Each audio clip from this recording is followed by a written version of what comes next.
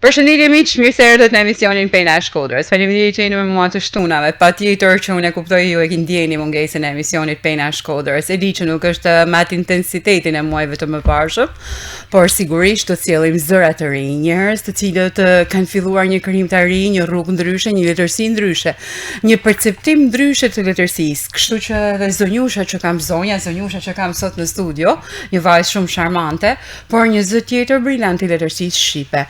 Joana Jaku.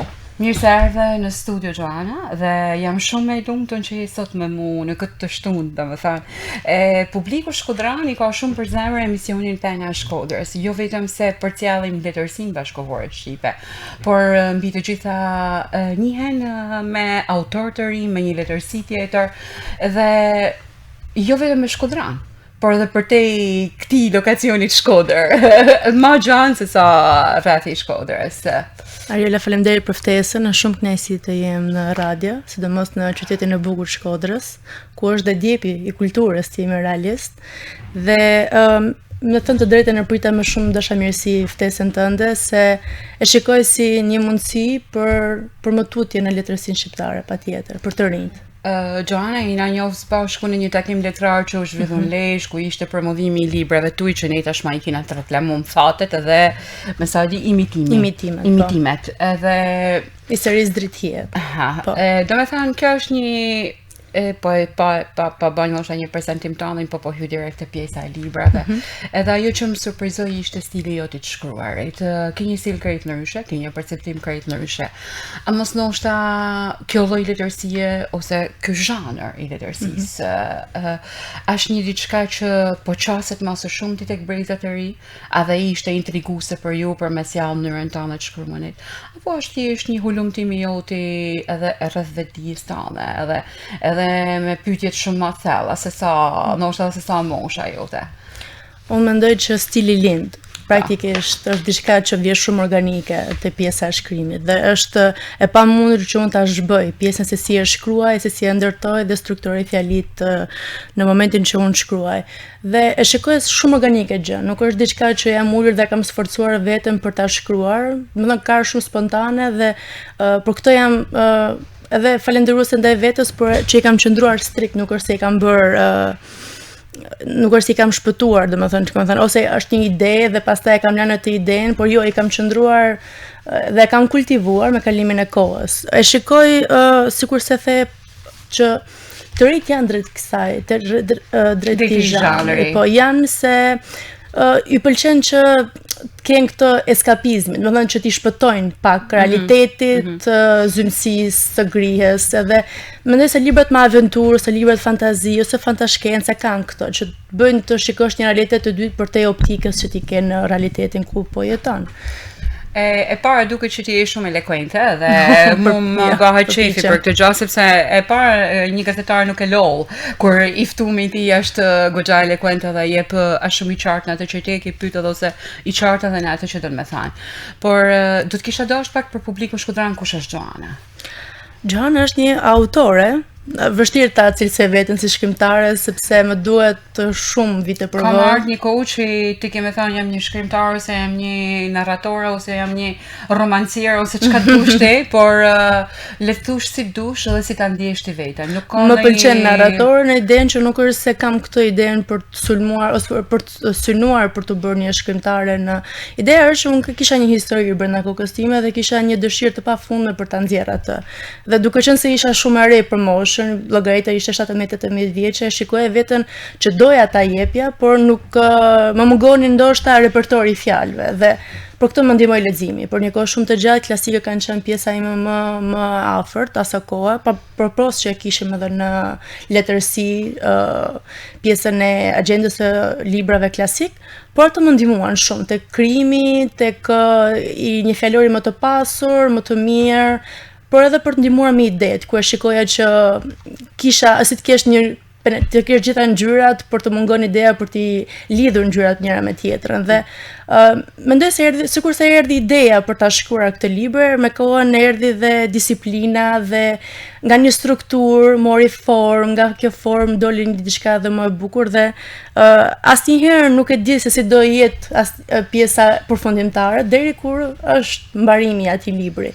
Dhe libri i parë më ka marrë goxha kohë për ta shkruar sepse ndërkohë që shkruaja të parin rregulloja të dytin, dhe ndërkohë që bëja të dytin, kishte disa elemente që më detyronin të ndryshonin të parin.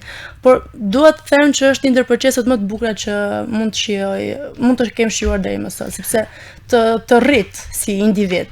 Ki përdor një nga termat të cilën unë ndoshta e kam vu në funksionin e krijimtarisë teme në një kohë shumë më të vonshme se sa zona filla e krijimtarisë. Disiplina është një për atyne gjanave që të ndihmon realisht me kuptu nivelin që ke dhe rritjen që ke.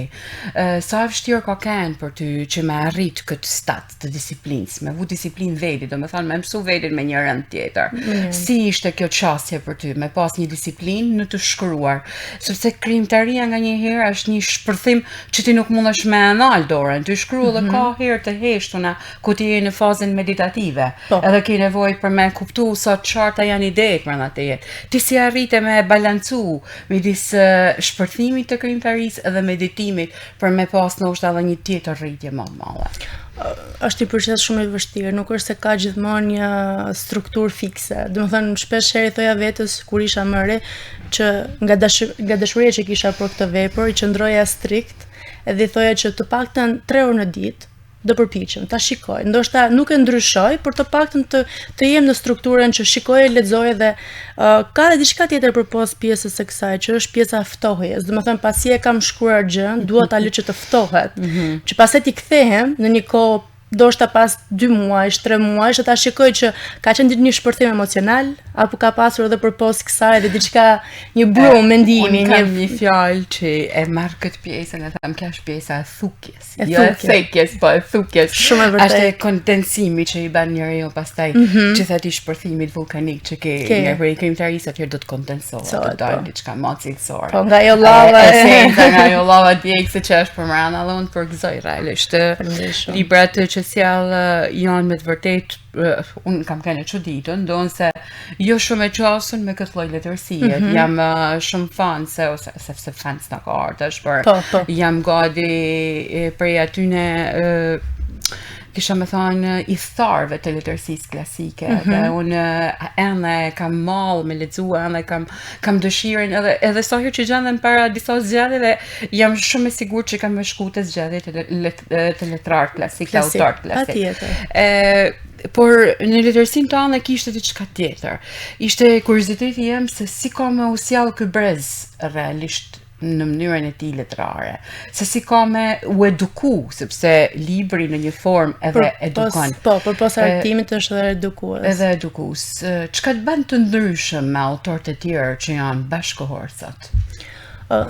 Të jemi sinqert, kur e kam nxjerr librin në fillim fare më duke vetja shumë alien. Domethënë shumë e huaj.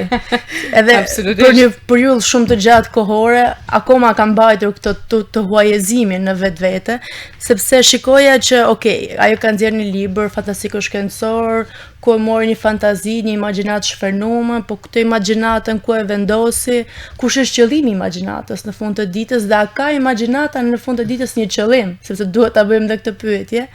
Dhe unë nuk pretendoj që t'i ndaj lexuesit. Unë jam një lexuese që për shembull për një periudhë shumë të gjatë kohore kam lexuar dhe kam dashur shumë klasikët, vazhdoj akoma. Kam lexuar dhe kam studiuar filozofi që është tjetër rrym, që nuk ka fare lidhje me krijimtarinë që është artistike, dhe edhe aty nuk është se kam ndier veten, sepse filozofia është një çështje të jep të mendosh, të reflektosh lidhje me botën dhe me tjetrën, dhe me veten, patjetër.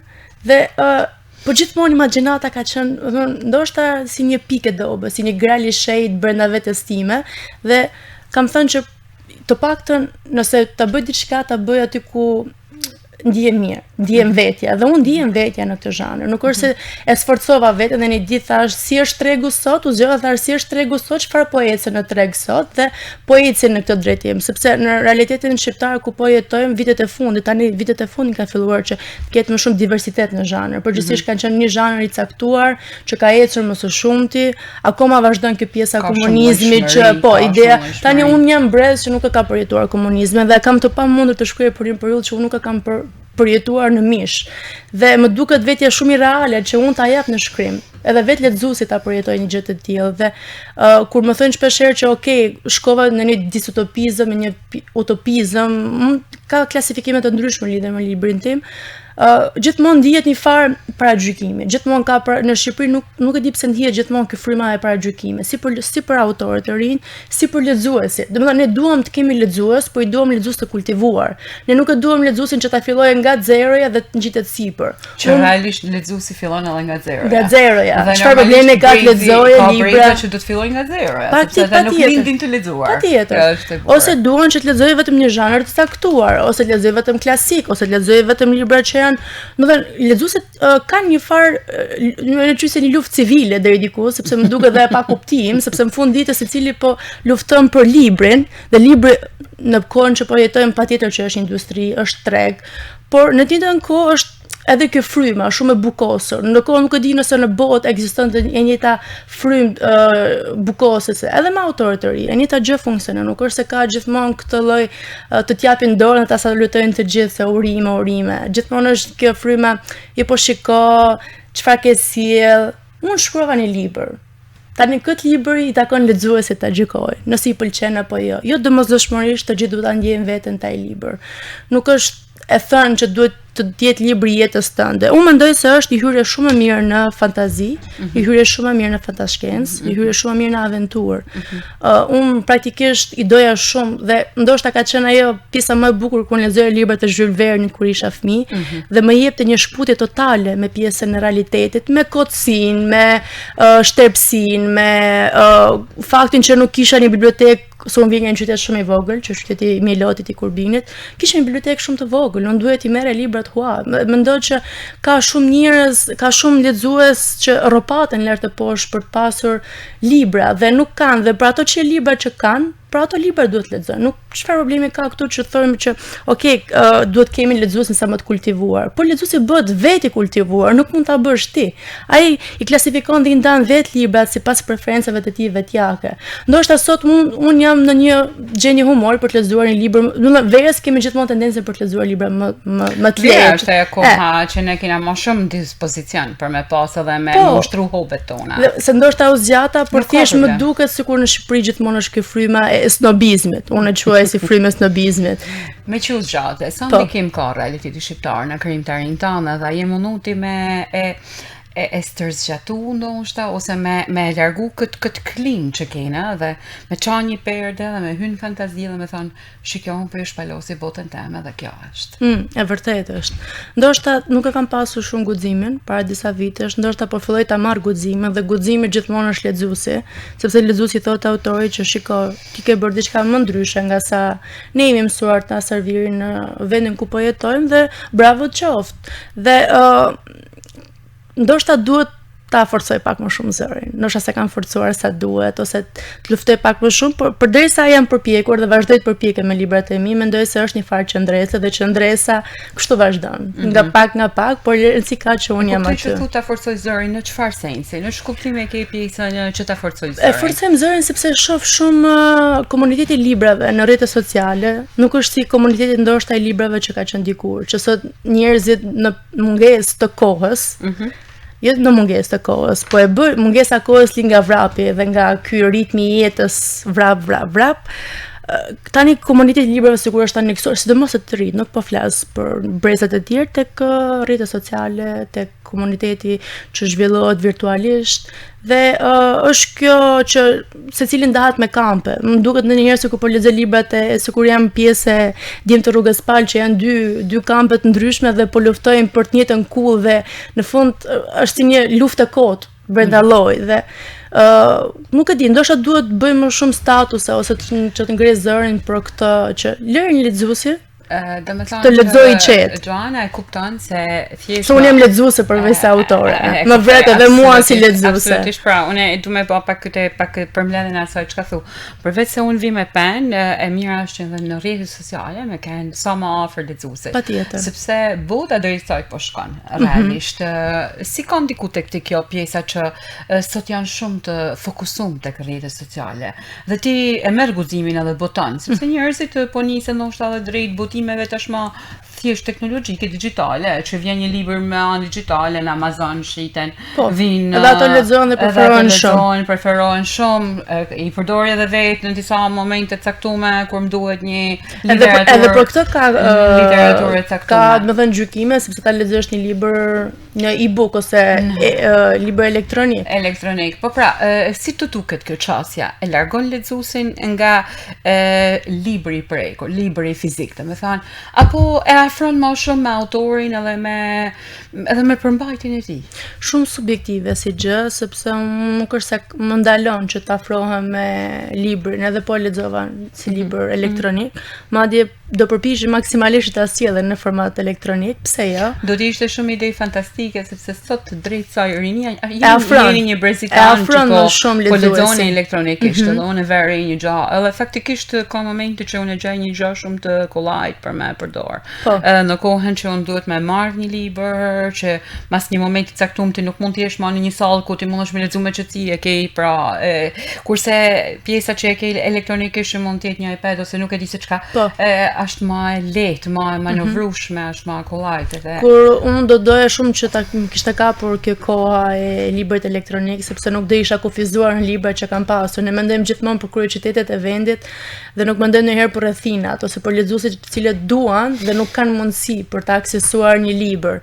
Dhe librat elektronik patjetër janë një metodë shumë e mirë dhe efikase. Unë jam e fiksuar me një X autor ose me një X libër, me një që dua shumë ta lexoj dhe nuk kam mundësi. Libraria e Lagjës nuk e ka marrë, libraria në Shqipëri nuk është futur akoma, ku ta gjej unë atë libër? Mund ta marrësh një, mendoj se është dhe kjo lufta që po lexoj më shumë dhe në anglisht. Përpos gjuhës shqipe. Një ndër komplimentet që mbaj mend nga lexuesit e mi, të përsëritur, ka qenë që jam mësuar të lexoj këtë zhanër në anglisht dhe ta lexoja në shqip ishte një boom për faktin sepse edhe fjalori më ndihmonte shumë të afrohesha me gjuhën shqipe dhe kjo për mua patjetër që është një kompliment, por edhe është mirë që paktën po lexojnë edukative libri. Patjetër, sepse këtë zhanrin fantazi dhe fantashkencë janë të predispozuar ta lexojnë në gjuhën angleze, kanë filluar të përkthehen në gjuhën shqipe nga shpirtë të ndryshme botuese, por është shumë mirë kur e gjen nga autor shqiptar. Mendoj unë, por mendojnë dhe lexuesit të cilët ma kanë shprehur këtë. Deri sot ti ke kriju një sag, edhe kjo ka me pas një vazhdimsi, do me thonë që ti e kënaqur me punën që ke fillu, edhe që po pason, tashmë prej libër në libër. Edhe kjo reflektohet, do me thonë tek puna jote, dhe është gjë me të vërtet fantastike. Do me tregu vetëm një fakt, po ta shpos pak bisedën. Po patjetër. Para disa ditësh ndodhesha në një metro në Rom, edhe në metro midis asaj zhurmës, ku po prisja të shkoja në Piazza di Spagna dhe një burr me një qetësi të jashtëzakonshme po lexonte libër, edhe unë që e kisha fiksu se ishte i vetmi në tan metron që po lexonte një libër. Edhe i mbjër më pyet mam thot çfarë, ai libri duhet të jetë shumë i bukur, më thot mua, i thamë unë, mua po vjen këtë që nuk kam një metron në Shqipëri, që ti isha unë ulur me lexuar ndërkohë që kam nevojë për destinacionin. Ishte zilie, ishte një zilie e shumë anshme, realisht, por jo e damshme. Po jo patjetër. Realisht të tillë zilie pa qenë për realisht na mungojnë këto pjesët e trenit të metrove, do të ishte gjë e bukur sepse edhe nganjëherë është vetë ambienti që të ofron për me lexu. Sidomos ultimet me tren janë gjithmonë ato më të bukura. E kujtoj gjithmonë veten kur isha në adoleshencën time, se qysha atëherë unë s'kam multu më, edhe e kam fjalën për shkollën deri në jug që kisha gjyshat e mi, edhe e di gjithmonë që kisha një libër me vete. Sa do mos ishte, si ishte voluminoz ai libër, e kisha me vete dhe ajo kënaqësia që kam me lexuar në tren nuk ishte një gjë që e pa përshkrueshme. Na mungojnë disa gjëra të tilla. Prandaj edhe ky zhanër jot është shumë interesant, po në një udhtim aty futesh brenda dhe harron sensin e kohës. Do harrosh stacionin pastaj. Nuk ka gjë. Çdo stacion në Rom të djath dikon. Okej. Je një femën që shkruan letërsinë shqipe dhe jena mësu me thënë si e shef rolin e femnës në letërsinë shqipe. Ndonë se unë nuk e quaj një pyetje shumë të veçantë, është gati klishe, por unë do të kisha dashur me ditë thjesht për faktin që ti je një brez tjetër edhe se si e shef sot, ose moshta ti e krejt e zakonshme, edhe është diçka jo ma e pa zakon si që është për brezin tem, edhe ma të i thone. Ke shumë të drejtë, ndoshta është vërtet pjesë brezësh, ndoshta në kohën që po flisi ka pasur shumë pak. Edhe ju duket përfshirë dhe tyra ju le keni bërë diferencën me kohën. Mendoj se tani ka shumë që shkruajnë, dhe shumë mirë bëjnë që shkruajnë, dhe mendoj se është një konkurrencë e kohës se çdo libër ka lexuesin e vet, padyshim. Dhe shikoj edhe shumë autore të reja, shumë poete, dhe më vjen mirë për këtë, sepse po shtohet dhe poezia. Domethënë gjithmonë poezia duket si e zhanri më pak i preferuar. Por mendoj se po t'i japim zërin në duhur dhe po ta lëm me kalim, nuk mendoj se do vdesin ndonjëherë. Ajo nevoja për të gjetur një ngushëllim ose për të folur, unë e shikoj si gjë më natyrale të mundshme, ndryshe nga struktura e një libri që ti ulesh dhe pasi ke strukturar fillon ta formëzosh. Poezia nuk dën që thjesht ulesh, është të vjen atë moment, është më organike do e quaj unë. Femrat, më thënë rolin e femrave në Shqipëri, nuk e di, më shikoj ndoshta pak më ndryshe në krahasim me kohën tuaj. Por mendoj se akoma nuk është se kam një mendim të saktë ose një mendim se si mund të vazhdoj me të ka dhe autor shumë të ri, shumë djemë të ri që shkruajnë mirë, më shumë në tregime. Dhe mendoj se letërsia nuk duhet ta njohësh shumë këtë pjesën e gjinisë, domethënë nuk është se unë po shkruaj për feminizmin në librat e mi, absolutisht, as nuk është se e kam ndier ndoshta shumë këtë rrymën që e keni ndier. Unë po shkruaj një libër i cili është i zhanreve të ndryshëm.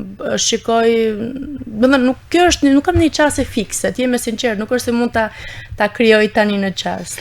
E kuptoj atë që thua. Ndoshta nga që jemi brez që kemi më shumë liri krahasimisht me brezin që ka qenë më parë, që kanë qenë më të ndryllur sepse koha ka qenë e tillë. Dhe në këtë lirshmëri që na ka falur koha, e di se jemi ndonjëherë si një abis, them unë, që kemi humbur ato orientimet. Dhe unë vetë ndjej veten shpesh herë të humbur. Vjen me një zhanër krejt të ndryshëm edhe ndërkohë që ende sot në treg ka poezi, dashurie, libra klasik që futen në klasik, ose që ndjekin zhanrin klasik. Të bani më unë nërëshe kjo zhanër jot edhe si lim një ide me shkruaj një libër fantastiko shkencor. Më duket diçka fantastiko shkencore. Më duket diçka shumë e ndërlikuar, ndonse kur e lexon futesh në një botë krejt tjetër realisht, edhe unë e kuptoj që me hinë në një botë krejt tjetër, po duhet me hinë në botën tënde. Edhe bota jote është krejtësisht tjetër, me një botë të cilën na e jetojmë çdo ditë. Po si lim kjo dëshira për me shkruar? Mendoj se është lind me revolte njerëzore. Si vjen ai piko. Ai drita nga qielli. Ai drita në fund. Ai rrefeja. Nuk e di, është thash shumë organike dhe ndoshta është edhe një revoltë. Mbaj mend kam qenë në fundin e adoleshencës dhe ishte gjithmonë kjo revolta sikur ta bëja këtë më mirë, sikur të ishte kjo gjë më mirë dhe gjithmonë isha ideës që nëse do të ishim pak më inteligjent nga sa jemi, sikur të kishim inteligjencë pak më të lartë, ndoshta dhe bota do ishte më e mirë. Dhe nga kjo ndoshta në çfarë sensi ta mungon inteligjenca? Nuk përzidhur, ndoshta ideja për pjesën e ignorancës. Domethënë ignoranca gjithmonë sikur justifikon që okay, bota është kështu se është sepse njerëzit të diturit ndoshta do e kishin forcuar ose do e kishin bërë më mirë. Dhe ishte gjithmonë hipotetike gjë. Dhe librat patjetër se rrollen në këtë frymë utopizmi hipotetike. Pra, edhe unë gjithmonë thoya nëse do njerëzit do ishin më nga ana inteligjencës më të emancipuar, edhe vetë si qenie, ndoshta do ishin më mirë, ndoshta do kishin më pak probleme, ose ndoshta bashkë me evoluimin tonë si qenie mund të evoluonin dhe problemet tona për bri. Dhe ndoshta kjo ishte ngacmimi i parë dhe mendova që do krijoj një komunitet me njerëz të cilët ishin më të evoluar nga ana e inteligjencës, por ndërkohë jetonin më për bri natyrës. Unë jam shumë fanse e natyrës. Vështirë gjesh njerëz që nuk janë fans natyrës, por që mendoj që lidhja me natyrën nuk duhet humbase kurrë. nuk ka rëndësi Nuk brezat. është që vështirë më gjejt njerëz që nuk janë fans natyrës. Se po të kapi ritmi i punës nuk bjen menda ka chill kom. E vërtetë. ritmin e punës. Se kam nga një herë mu që më kapaj ritmi që nuk e di kur fillan, kur agon dita dhe kur mbaron dita. Kjo është për shkak të ritmit. Për shkak të ritmit, prandaj. Do të thonë, ne jena bën një algoritëm tjetër. E vërtet. Rrjetet sociale, po mendoj që ka një botë tjetër që mendon se na jena rrjetet sociale. Po. Po Ndonjëherë është sikur të jetë po kur lexosh librat e vjetër, ndoshta librat më kujtohet librat e Arthur Clarke ose librat që kanë qenë fantashkencë para 20-30 vitesh, ne po i bëjmë sot e kësaj dite. Domethënë po jetojmë një realitet që për dikur quhet fantashkencë. Thjesht në realitetin tim utopik, njerëzit janë më të lidhur me natyrën dhe me trupin e vet dhe me natyrën dhe më të distancuar nga teknologjia. Dhe më pëlqen shumë kjo qasje dhe patjetër unë kam influencuar shumë nga filozofia lindore, nga budizmi, nga çakrat dhe nga këto, për të futur më shumë energji në trupin e njeriut, për të dhënë më një dimension tjetër. Beson te energjia e mirë, beson te instinkti i 6-7 që kena në femre, të 7 sidomos. Intuita, beson edhe te aura, janë disa gjëra që unë kam që lidhin me shkrimtarin, edhe aty lidhen edhe ideja, edhe më e thellë pjesa për me hulumtulla, me shkrualla, me medituar. Rryma fantastiko-shkencore ka ardhur për shkak të kësaj, sepse unë kam përdorur disa terma të cilat janë fantastiko-shkencore. Për shembull, aura është vërtetuar nga shkenca nëpërmjet aparatit të Schmidtit ose dhe aparatit kirilian që kanë bërë dallimin që çdo trup njerëzor ose çdo trup në natyrë ka një cip energjie që e rrethon atë. Dhe kjo është një gjys fakti ose për themi është një fakt i plot, nuk është diçka që unë kam krijuar nga mendja ime. Dhe madje dhe çdo libër në fund ka dhe një fjalor i cili ty të bën të shpjegon por që çfarë është e krijuar dhe çfarë nuk është e krijuar, sepse unë jam bazuar diku. Besimi është fjalë shumë e madhe, por mendoj dhe reflektoj që intuita, sidomos e femrat, është gjithmonë edhe më e fortë. Edhe personazhi kryesor i cili është grua e ka këtë intuitën. Gjithmonë, në rast se nuk i beson intuitë, zëra se po shkelin një me sahat, nuk ka rëndësi se kur. Kësaj i besoj, po patjetër, sepse ne ndjejmë çdo ditë se ne jemi gra. Do t'ja zbulush pak publikut rreth çka flasin librat me pak fjalë. Sa mi lan kurioz që ata më kanë pak në temë, por edhe me pasat dëshirën me lexu librin. Po, domethënë deri diku këtë hyrjen e bëra, që domethënë të tregon për një realitet pak më ndryshe nga sa jemi mësuar. Unë mendoj që për të rit që duan, sidomos për pjesën e gjimnazit dhe më tutje, pavarësisht se nuk dua t'i vë emër ose gjini i librit, sepse librat nuk kanë as gjini dhe as nuk kanë nevojë të kenë mosh për të lexuar, por qëndrojnë shumë mirë tek të rit për shkak të rrymës, që domethënë të japin atij idenë që të jenë një realitet të dytë. Dhe kur je fantastiko-shkencor duket sikur je në hapësirë, në vërtet je thjesht në një në tokë, ngjaja zhvillohet mes Londrës edhe mes Romës, edhe janë dy realitetet këtë ndryshme. Jo, ajo metroja në Romë. Në Romë, po ma vej atë indikacione në vogël. Ngjarjet zhvillohen pak anë dhe pak anë. Pse u ndave midis këtyre dy vendeve, Londra dhe Romë, midis këtyre dy qyteteve kolosale, shumë të mëdha, kryeqyteteve të mëdha. Po pse u ndave midis atyre? Mund të ishte edhe dy kryeqytete të tjera. Po, nuk e di pse më çoi intuita, kam përshtypjen, dashamirësia për të Fantazia, lënë intuite. Fantazia. Domethënë, është fantazi, por ta bani të duket me njerëz dhe me vende që praktikisht janë reale dhe të prekshme, nuk është se në Rom, domethënë, edhe rrugicat që mund t'i kemë përshkruar ose më shumë tek libri i dytë në krahasimisht me të parin, por edhe në Rom, edhe në Londër nuk është se janë të krijuara nga mendja ime. Pjesa tjetër e ndërtimit të trupit njerëzor, mënyrës se si funksionojmë, energjisë, shkëmbimit, ato po janë nga mendja ime, nga kjo dëshira e madhe për të krijuar një diçka ndryshe. Librat janë shumë dinamik, përgjithsisht kur e nis të merr ajo vrulli për ta mbaruar dhe për di çfarë do ndodh në faqen tjetër, sepse në Rom është thjesht një djalosh i cili ka gjetur një letër i cili kjo letër i thotë që diçka fshihet në librarinë që ndodhet në katin e parë dhe ai duke ndjekur udhëzimet e kësaj letre përfundon duke gjetur një libër dhe në këtë libër ai lexon ngjarje që zhvillohen në Londër, por domethënë janë dy realitete që duket sikur nuk kanë asnjë pikë takim njëri me tjetrin. Por realisht ato pikë takim, ato kanë një pikë takimi. Ndoshta, nuk e di. Por realisht duhet me lexu për me kuptu se si takohen e para. Andaj na pse është ajo pit takimit. Dhe pse ai po lexon këtë ngjarje kur ndoshta nuk kanë fare lidhje me jetën e vet. Do të duket sikur njëri mister pason misterin tjetër dhe me këtë bëhet një shumësi misterësh, por gjitha marrin dritë rrugës. Në këtë lëmën e hijeve ka gjithmonë një dritë që futet nga të çarët. Secili prej nesh para se me votu ka sfida, haset me sfida të mëdha. Ka prej ke has sfida të tilla në votimin e librave tuaj. Ndoshta një përballje me vetveten, ndoshta një përballje me realitetin, nuk e di.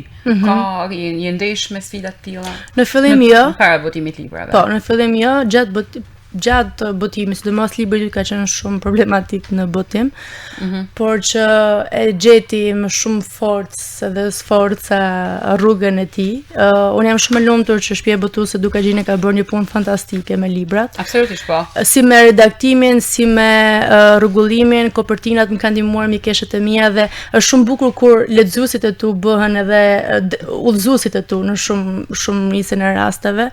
Era ka bërë një punë shumë të mirë. Unë kam fituar me librin e parë, që kam fituar fondin e trimëve, kam fituar në çmimin dhe motivacionin. Ka qenë patjetër në rregull, pastaj si në çdo vend, si në Shqipëria ka ato sfidat, ulje dhe ngritje të thash, libri është gjithmonë për shtëpitë botuese është gjenerim të ardhurash. Ti për të nxjerrë, sidomos në tregun ku ne po jetojmë dhe me sa pak lexues thuhet që ka, uroj që mos ketë, gjithmonë ka këto sfide, se shiko sa libra urojmë që mos ketë pak. Që mos ketë pak, po. Për këtë, domethënë sa shitet libri jo, ti një autore e re, ti vjen me dashamirësi në treg dhe thua që unë dua të ndaj këtë histori, jo vetëm unë, po edhe çdo autor i ri. Secili autor i ri e ka këto që, erdha tani dhe po më thonë që sa do shiten librat e tu, sa të ardhurat do gjenerojnë, ndërkohë ti je thjesht, unë dua të krijoj një raport me lexuesin. Gjithmonë, unë personalisht po mendoj se çdo autor ka sa ke dërguar një ftesë. Ti je në ato rene tënde të bukur dhe pastaj përballesh me këtë realitetin ku detyrohesh. E mira është që çdo autor i ri të mos tepet. Domethënë gjithmonë do ketë vështirësi, sidomos në tregun shqiptar ku ka çdo lloj sfide të mundshme. Unë mendoj që po luftove mjaftueshëm do e gjesh atë. Sigurisht se ky libër që ka pasur mersish sfida deri kur e gjeti. E gjen dritën e botimit, pa diskutim. Dhe nganjëherë sfidat e bajnë librin më interesant. Krijojnë edhe atë oazin ku njeriu pastaj zhytet dhe e djar. Diçka duhet të ketë ky libër që duket sikur po e shtyn të gjithë dhe po e merr dritën e botimit. Edhe faktikisht edhe teoria jote që vjen deri sot ka qenë me të vërtetë marrëmend se realisht njerëzit e fillojnë me ato librat e vegjël nga guximi, por guximi jote ishte me të vërtetë për mua ishte një guxim i ndryshëm. Nuk po përdori fjalë shumë me superlativa. Në sensin e kam i ndryshëm sepse ke pas guximin edhe ke kanë qartë në qëllimet tuaja. Edhe kjo është me të vërtetë është për tu lavdëruar sepse me marrë iniciativat mëdha, me putu një libër, me marrë iniciativë e madhe dhe një guxim i madh, me dal para një publikut, me penën tënde, me mendjen tënde, me një zhanër krejt ndryshëm. Më besoj që kjo është sfida më e madhe nga autori. Këtë e deshta dhe. Kjo është sfida më e madhe se është tjetër sfidë, është një sfida me veten është më superushme. Domethënë ti e shkruan atë librin, e modifikon, unë mund ta mbaj për vite atë libër. Domethënë është një intimitet që ti krijon me librin, shumë i bukur. Kam unë me vite momentin që në sanduk. Gjithmonë ato sandukët. Bra. Duke u nis nga po them pak nga autor klasik, ne jam mësuar që letërsia ka pas forcën me ndryshu mendësi shoqërore. E mendon se sot i ka ikë kjo forcë apo vazhdon me e pas? Edhe ka një komunitet i cili bën diferencën kudo që të ndodhet, në çdo vend që të ndodhet. Qoftë në Shqipëri, qoftë në një vend tjetër në Francë se nuk e di se ku nuk ka rëndësi. Por a ka edhe këtë fuqinë e madhe për ta ndryshuar mendësinë shoqërore? Për ta ndryshuar, ndryshimi nuk e di, më duket pak i vështirë në kohën që po jetojmë. Gjithmonë duket si një luftë brezash. Në brezat që janë më të vjetër kanë këto tendencë për të luftuar të rinj. Ju nuk lexoni, ajo çfarë lexoni nuk është ka lexues mjaft të mirë, mjafton të hulumtosh, pastaj je çdo lexues del me flamur në shesh. Domethënë nuk ke ideja që duhet të jesh gjithmonë unë po lexoj këtë ose po atë. Unë do doja shumë që librat bënin shumë edhe librat e mi. Çfarë do lloj autore të jem, bën një farë ndryshimi që të paktën nëse ka lexues të zhanrit, mos i sulmon. Nëse ka lexues të klasikës që ka dhe bravo u qoftë, mos i sulmoni se ka edhe këtë tjetrën që ka lexues të romancës që i thojmë se duhet lexoni vetëm klasikët. Pra janë të dy anët që janë gabim në optikën time. Realisht më vjen mirë që po e thukte, sepse derisa lëvrohet letërsi nga bërëdhat e ri, do me thonë që aty ka lexues. Po.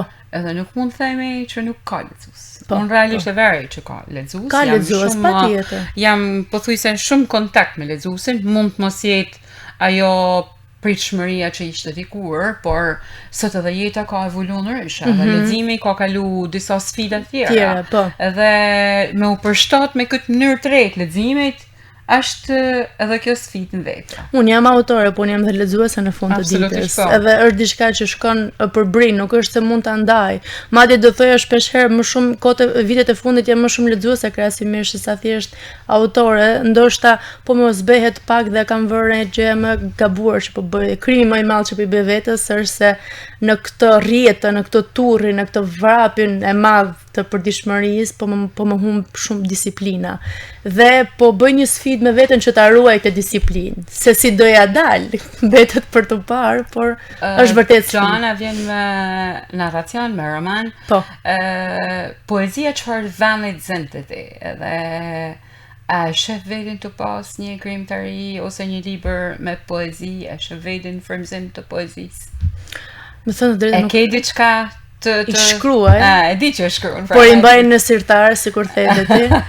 Janë shumë vetë libri është intim, domethënë është diçka që lind nga brendësia dhe kur e ndan me tjetrin, unë ndjej gjithmonë dhimbje. Domethënë është një dhimbje që është si të japësh krijesën dikujt tjetër dhe ndonë se duket si e tepruar në këtë gjë, imagjino se mund duket poezia. Shpesh herë them do e marr guximin sot dhe do e publikoj këtë poezi dhe nuk ndodh. Dhe nuk e dia do ndodh, nuk e di ku do e marr forcën për ta bërë një gjë të tillë. Por poezit janë shumë të nxjerrin në shesh. Domethënë të nxjerrin kur ke qenë e mërzitur, kur ke qenë revoltuar, kur ke qenë i acaruar. Se përgjithsisht më shumë i shkruaj revoltës, mërzisë dhe dëshpërimet, nuk është se i shkruaj shumë. Domethënë kjo është gjendja që ti jep më tepër atë frymëzimin për të shkruar. Në të vërtetë në narracion ajo nuk është mama ndaj gjanja jote. Rebelizmi edhe mundet. Po, rebelizmi po. Rebelizmi po, ndërkohë narracioni më jep pak shtrirje më të madhe për të reflektuar, ndoshta ka edhe disa nuanca më të buta, domethënë është shumë i larmishëm. Poezia ndërkohë nuk e di, më buron gjithmonë nga dhimbja dhe nga rebelizmi. Domethënë edhe ke të dyshim ta do botosh poezi apo s'do të botosh poezi. Vështirë kam se i bie që do jenë shumë të forta. Janë të forta kur i lexoj vetë personalisht dhe i ndaj vetëm mikeshën time, e cila është jashtëmase e zgjuar dhe empatike për t'i kuptuar, se mendoj se poezia nuk është se kuptohet nga gjithë. Domethënë ka një shkallë, është një art mbi artin, është i tillë dhe kur mendon që do ta lexojnë edhe njerëz që nuk do dinë ta interpretojnë, ndoshta do mund dhe me dy fishëm krahasimisht që e ke botuar. Ti vetë si se unë po të bëj pyetje vetëm, ti vetë si e ke ndjer Ariola? Poezia është një krijesë për atyne, unë kam lënë dy fëmijë, por poezia është krijesa e tretë që më ka lënë për shpirtin. Ka tjetër vend, po. Ka tjetër vend dhe mendoj se më ka gjetë. Ndoshta e kam kërku, po më ka gjetë. Po, pikërisht. Edhe duhet faktikisht. Ky është përshkrimi më saktë. Jam një prej lexuesve dhe unë kur mbylli faqen e fundit rri edhe të mendoj. Çka kishe dashur të mendojnë lexuesi jot masi e ka përfunduar një libër tani. Çka kishe dashur në ato momente të sillet nëpër kokë që po pres librin e dytë. Apo një diçka nuk e di se çfarë vjen nëpër mend ty tash. Kur distancat e publikimit mes dy librave kanë pak, rreth 2 vite gjys 3. Mund Është e mjaftueshme gjithmonë. Po, ndoshta shkoj pak vonë publikimi i librit dytë për një arsye, por mendova se tani lexuesit do ta harrojnë. Mendova se ngjarjet do u zbehin. Nuk harron. Lexuesi nuk harron, ke shumë të drejtë. Dhe kur po ndeshesha, nuk ka shumë që ka dalë libri i dytë. Me disa lexues që po më thonin që më shkruanin privatisht, po më thonin që mendova se mendova se unë gjithmonë i thoja që shpresoj që të jetë brenda pëlqimeve të tuaja vazhdimi i sagës, por shpresoj mos ta kesh harruar të parin. Edhe më thonin që jo, madje menduam dhe ne që do ishte zbehur me kalimin e kohës, për personazhet dhe dinamikat kanë jetuar. Dhe gjëja më që unë vërtet do doja që t'ishte me ta, domethënë që kur ti mbyll librin, të vazhdonin të reflektonin mbi sa kanë lexuar, edhe pse jo që unë jam vetë lexuese, ndonjëherë disa personazhe të bëhen pjesë automatikisht në një situatë caktuar ti mund të mendosh lidhur me atë personazh ose me atë ngjarje dhe shpresoj që libri ti përndjek deri diku me kalimin e kohës. Nuk them sa personazhe, po sa peizazh i jetës tande personale ka rënë ky libër. Je parë edhe i dyti.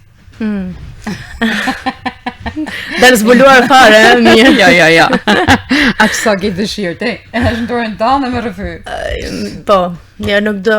Mendoj se libri flet vetë. Më thënë ka shumë gjëra që libri është i shkruar në vetë të tretë, por veta e tretë gjithmonë është një vetë e parë, për secilin që kupton se ka diçka për të rrëfyer. Qoftë lëvrimi emocioneve, mënyra se si përshkruhen ato. Gjithmonë kur të na më marr një mendim mi vetin, themi ajo ose ajo. Ajo. E vërtet. Është zakonshëm. I falim atë veten e tretë për ndoshta për të kamufluar. Edhe unë mendoj se është një mënyrë shumë e mirë për të kamufluar.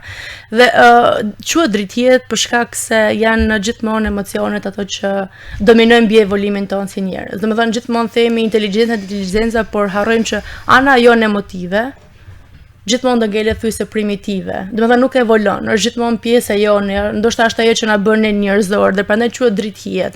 Se të duket sikur në çdo situatë mund ta kishe zgjedhur më mirë nëpërmjet arsyes.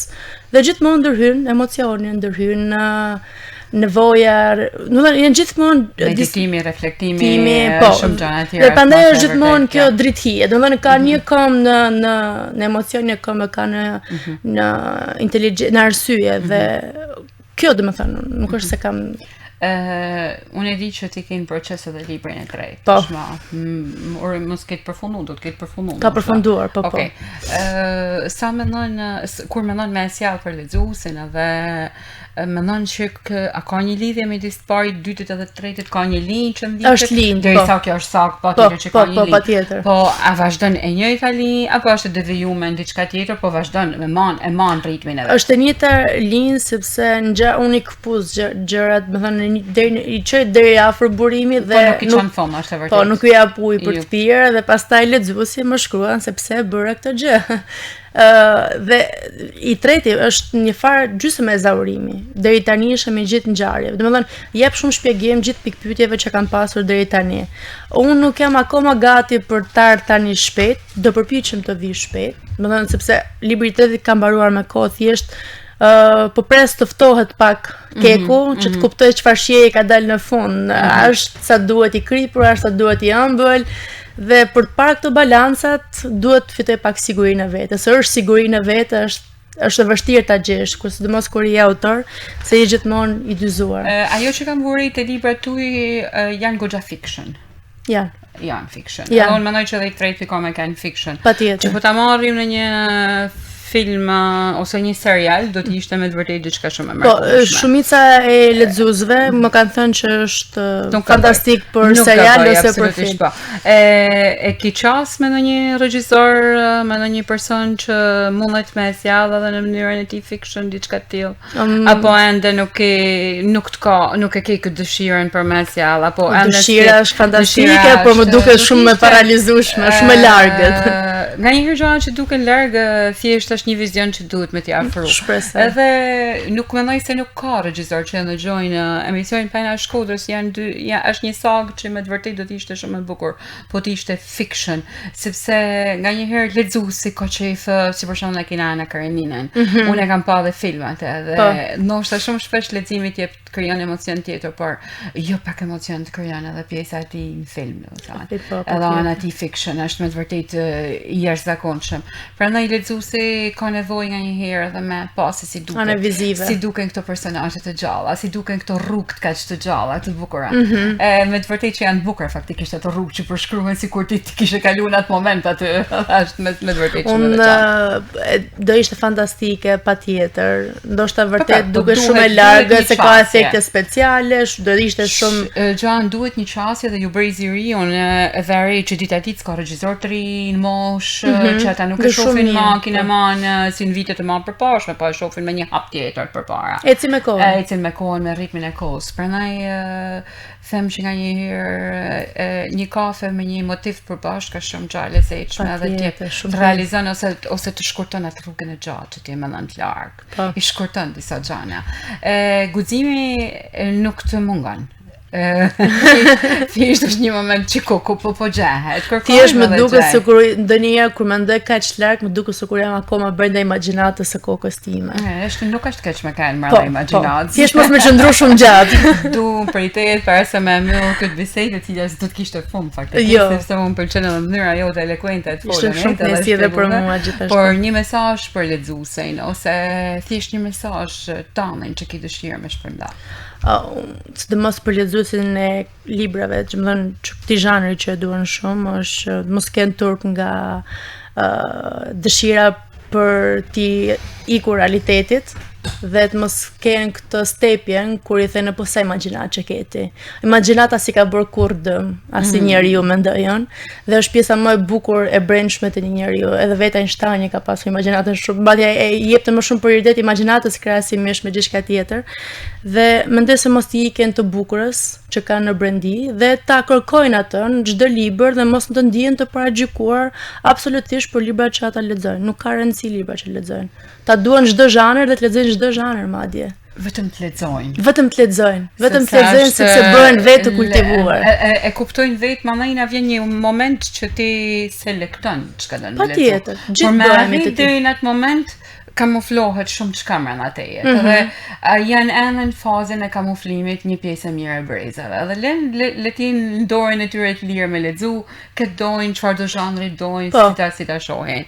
Të faleminderit që ishe sot me mua në studio para se me mbyll bisedën. Unë du me ba ndoshta një thirrje, ndoshta edhe një mesazh me që jena në të shtunën e fundit të tetorit realisht, përveç se muaji i letërsisë është edhe muaji i kancerit të xhirit. Të gjitha vajzave grave në Shqipëri e kudo që të ndodhen, nuk ka rëndësi në Shqipëri vetëm.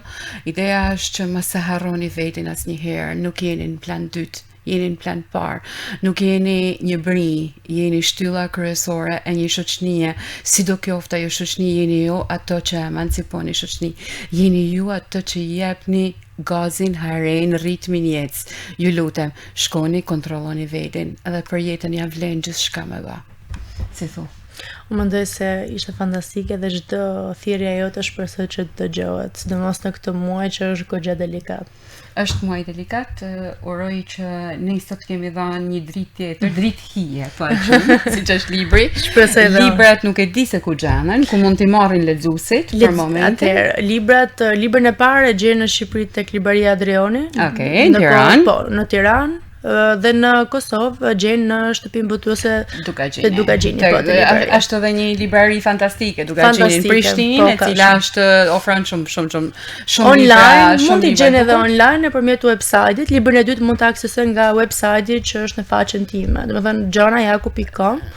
Që mund ta porositon online dhe është menduar që të vijemi një paketim të lezetshëm me bookmarks, me shënjues, se thash në anglisht. Është menduar domethënë edhe me art edhe në figurë, figurative krejtë veçantë. Po. Siç është Joana vetë. Faleminderit shumë. Të dashur miq, do shihemi të shtunat të tjera pa diskutim. Mirupafshim.